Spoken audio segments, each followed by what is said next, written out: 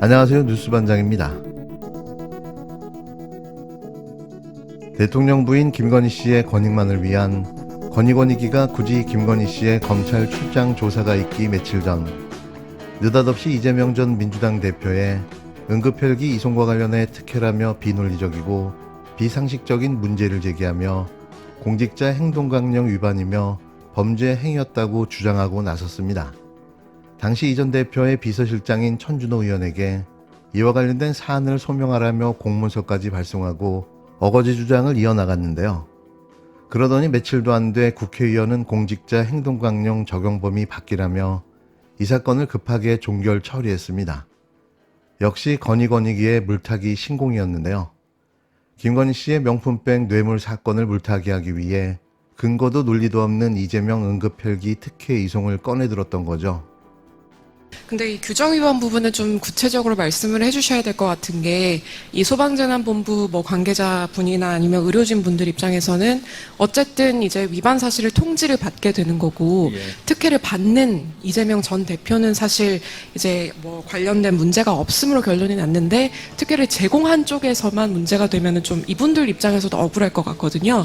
그래서 규정 위반이 정확히 구체적으로 어떤 부분에서 이루어졌는지 좀 말씀을 해주시면 좋겠습니다. 아까도 제가 말씀드렸지만은 부정청탁금지법에 아까 조금 전에 설명을 했습니다. 갑자기 부모님이 쓰러져 가지고 병원에 부탁을 해서 빨리 치료받게 돼서 생명을 건진 사람은 부모님이지만은 그 부모님이 치료를 받고 생명을 건졌다는 것을 특혜로 보지는 않습니다. 다만 그 과정에서 절차를 거쳐 가지고 통상의 절차에 거쳐 가지고 치료를 받아야 되는데, 그 통상의 절차가 위반되는 경우, 그런 경우를 우리는 특혜라, 청탁금지법이나 공무원 행동강령에서는 특혜라 바라보기 때문에, 이재명 대표님께서 여하튼 헬기를 이용한 사실, 그 다음에 병원에 서울대병원에 치료받은 사실, 그걸 특혜라고 보지는 않습니다. 아까 얘기했지만, 그러면 규정대로 이송을 해서 헬기를 이용했는지, 아니면 규정대로 전원이 되어서 치료를 받았는지, 이거와 관련해서 규정이 위반이 된다면 그 규정을 지켜야 될 공무원들이 위반한 걸로 보기 때문에, 이재명 대표님하고 연동해서 이야기하시는 거는 좀 부적절한 것 같습니다. 네네, 사무처장님 하나만 더 추가로 질문을 드리면, 그럼 이재명 전 대표는 논외로 하더라도, 그러니까 어떤 규정을 위반을 했고, 그러니까 야당 대표의 피습, 그리고 피습 정도에 따라서 이제 의료진과 소방 관계자들이 사실 의료 전환을 결정을 하는 걸로 알고 있는데, 어떤 규정을 혹시 위반을 했다고 볼 수 있을까요? 그 매뉴얼하고 규정들이 있는데, 사실은 그 당당 규정들과 관련해가 당당 공무원들, 그리고 또 그 의사들 해서 사실 그것까지 저희가 말씀드리기가 상당히 곤란합니다. 이게 저희가 신고자라 협조자, 조사자에 대한 비밀 보장 의무가 있어가지고 한데, 다만 그 전원과 관련돼서 서울대병원에 좀 알아보시면 좋을 것 같습니다. 거기에 전원과 관련된 규정들이 있고 소방과 관련된 규정들이 있습니다. 소방청 기자님들이 그 부분은 좀 확인하시면 어떨까 이런 싶습니다. 권익위기가 이재명 전 대표 피습 사건 당시 119 응급의료 헬기를 이용한 것을 특혜라고 판단했습니다. 다만 규정 부재로 이재명 전 대표 등 더불어민주당 관계자들 사건은 종결 처리하고 의료진 소방대원에게만 조치를 취하기로 했는데요. 권익위는 23일 오전 서울 종로구 정부 서울청사에서 진행된 브리핑에서 헬기 이송 특혜 논란 신고건과 관련해 명백한 규정을 위반해 특혜가 제공됐다고 밝혔습니다. 이는 지난 22일 전원위원회의를 열어 해당 건을 심의한 결과인데요.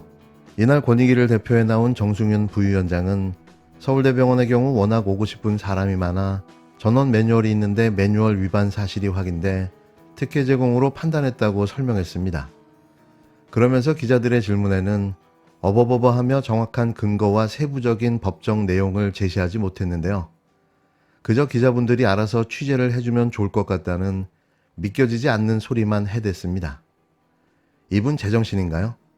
더불어민주당은 암살 시도로 생사를 오가는 야당 대표를 구하기 위해 애쓴 부산대병원과 서울대병원 의사, 부산소방재난본부 직원들이 대체 무슨 행동강령을 위반했다는 말이냐며 대통령 부인의 디올백 수수에 대통령과 직무 관련성이 없고 신고 의무도 없다며 무죄를 준 권익위가 야당 대표에 대한 응급치료는 유죄라고 말하는 것이냐고 맹 비판했습니다.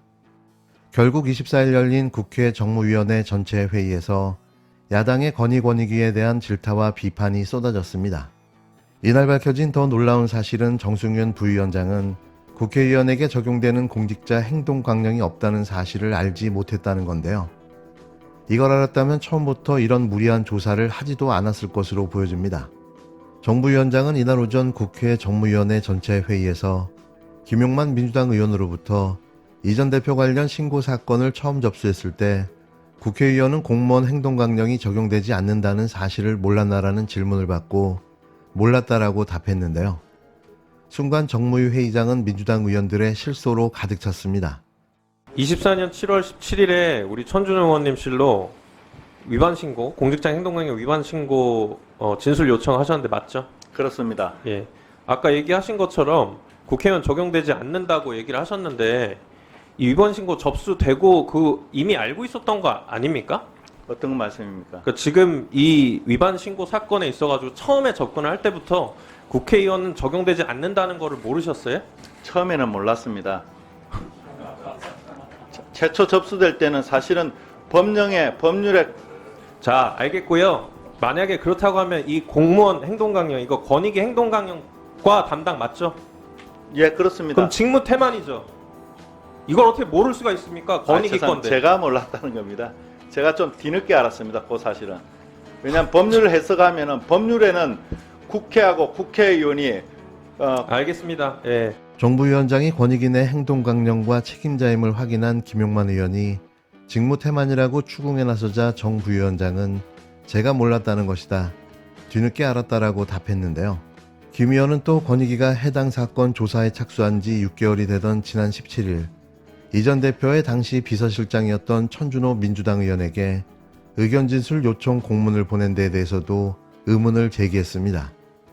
김 의원은 지금까지 뭐하다가 6개월 만에 갑자기 요청하게 된 것이냐고 물었고 정 부위원장은 아까도 말했듯 국회의원은 공직자 행동강령이 적용되지 않고 청탁금지법 같은 경우에는 피신고자 조사로 할 수밖에 없었다고 말문을 열었는데요.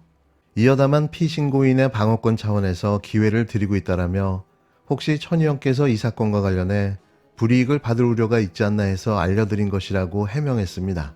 천 의원에게 조사 공문을 보낸 게 천 의원의 주장처럼 정치보복이 아니었다는 건데요. 하지만 김 의원은 곧 권익위에서 접수된 신고를 처리하는 최대 기간인 90일이 지났는데 무슨 방어권을 논하냐고 쏘아붙였습니다.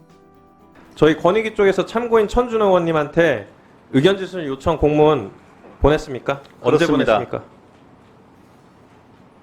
언제 보냈고 언제까지 회신 달라고 하셨습니까? 저번 주 원래는 제가 지시하기로는 그 전주에 보내라고 했는데 좀 늦어서 저번 주에 보낸 걸로 알고 있고 한 5일 정도 시간을 드린 것으로 알고 있습니다. 네. 5일 정도밖에 안 주셨는데 원래는 규정상에는 7일 전이에요. 그죠? 7일 전에 주셔야 되고 그걸 보내는 쪽의 입장에서만 생각할 게 아니고 받는 사람 입장에서도 생각을 해봐야 되는 겁니다. 그죠? 그렇기 때문에 넉넉하게 원래 요청을 해야 되는 거죠. 그죠?